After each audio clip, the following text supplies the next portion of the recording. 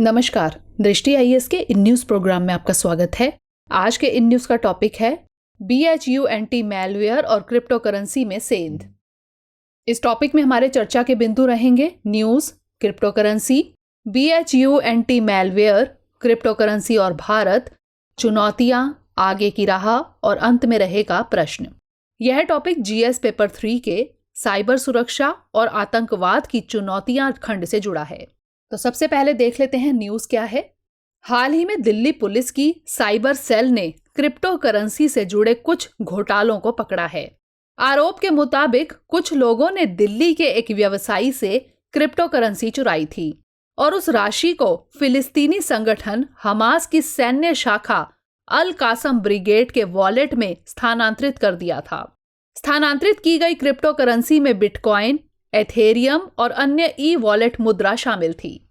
ऐसे घोटालों के संचालन में गीजा, मिस्र, रामल्लाह और फिलिस्तीन जैसी जगहों का नाम सामने आया है, जहां से इस धन का उपयोग आतंकी फंडिंग और चाइल्ड पोर्नोग्राफी जैसे कृत्यों में किया गया था। इसके अलावा एक नई रिपोर्ट में पता चला है कि साइबर अपराधी अब क्रिप्टो करेंसी वॉलेट की सामग्री, पासवर्ड और सुरक्षा से जुड़े डेटा की चोरी कर रहे हैं, जो उपयोगकर्ताओं के कंप्यूटर में मौजूद क्रिप्टो वॉलेट से संबंधित है। इससे जुड़े एक नए मैलवेयर BHUNT का नाम सामने आया है।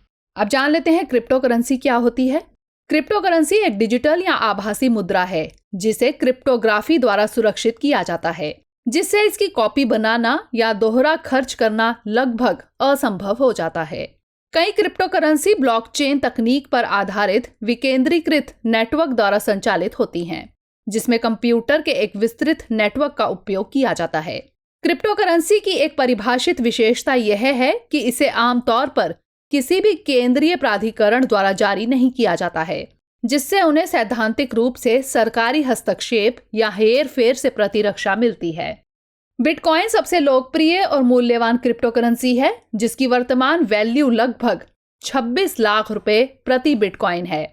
सातोशी नाकामोतो नामक एक गुमनाम व्यक्ति या समूह ने इसका आविष्कार किया था और 2008 में एक श्वेत पत्र के माध्यम से इसे दुनिया के सामने पेश किया था। आज बाजार में हजारों क्रिप्टो करेंसी मौजूद है, जिसमें Ethereum, Litecoin, bitcoin cash, Dogecoin अन्य प्रमुख नाम हैं। अब जान लेते हैं BHUNT मैलवेयर के बारे में। एक साइबर सुरक्षा फर्म बिट डिफेंडर के अनुसार BHUNT एक क्रिप्टो वॉलेट चोरी करने वाला मैलवेयर है। क्रिप्टो वॉलेट एक प्रकार का डिजिटल पर्स होता है जिसमें कोई क्रिप्टो करेंसी डिजिटल फॉर्म में सुरक्षित रखी जाती है और इसे उपयोगकर्ता द्वारा एक प्राइवेट की, जो कि एक सुरक्षित पासवर्ड होता है, का उपयोग करके ही खोला जा सकता है। BHUNT मैलवेयर किसी उपयोगकर्ता द्वारा पायरेटेड सॉफ्टवेयर इंस्टॉल करते समय कंप्यूटर में प्रवेश करता है और bitcoin, Litecoin, exodus, Electrum, atomic, JAX और एथेरियम जैसे क्रिप्टो वॉलेट्स पर हमला करता है।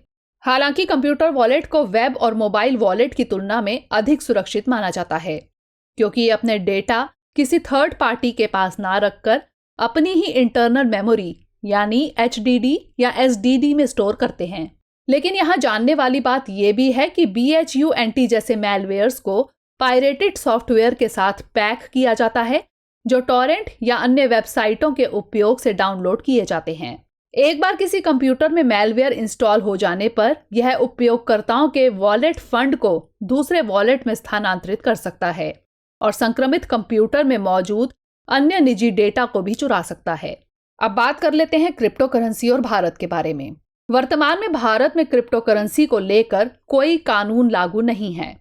The crypto currency and regulation of official digital currency bill 2021 लाए जाने की बात चल रही है।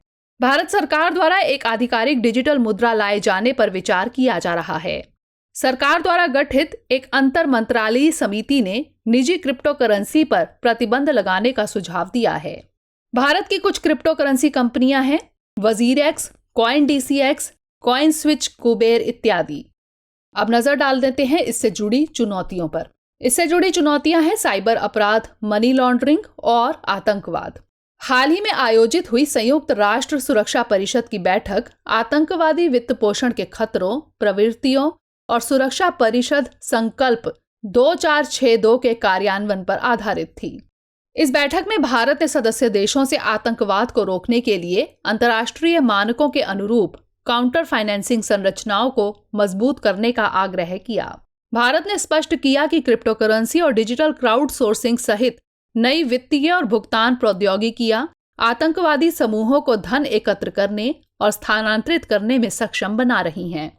भारत के मुताबिक ब्लॉकचेन तकनीक, virtual cryptocurrency, prepaid phone card आदि के दुरुपयोग ने आतंकवाद के वित्तपोषण यानी CFT को रोकने के प्रयासों को बाधित किया है। कोविड महामारी के दौरान नकली चैरिटी और नकली गैर लाभकारी संगठनों यानी NPO के प्रसार ने इस जोखिम को और बढ़ा दिया है।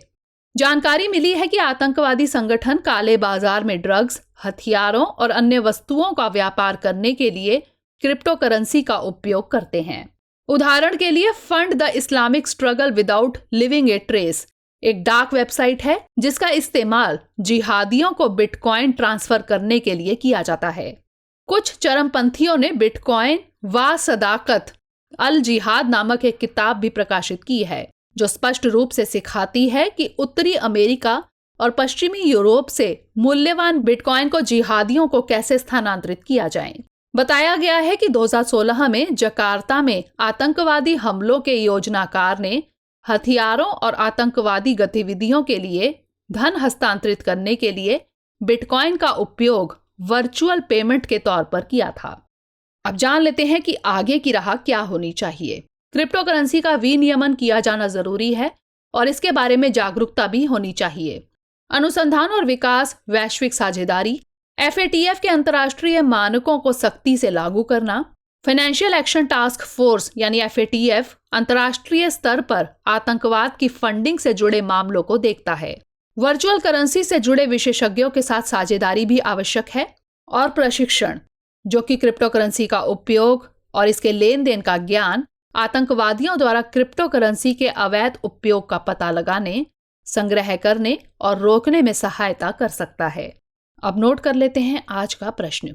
आतंकवादी फंडिंग और साइबर अपराध को बढ़ावा देने में किस तरह से क्रिप्टोकरेंसी का उपयोग किया जा रहा है?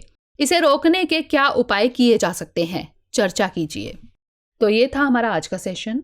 अगले सेशन में किसी नए टॉपिक के साथ मिलेंगे। तब तक के लिए धन्यवाद।